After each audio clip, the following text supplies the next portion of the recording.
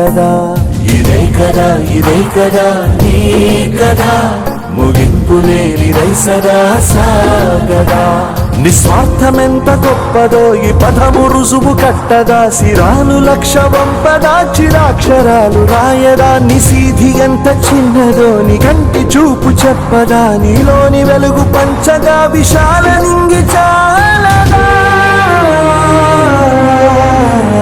మనుష్యులందు నీ కథ మహర్షిలాగా సాగదా మనుష్యులందు నీ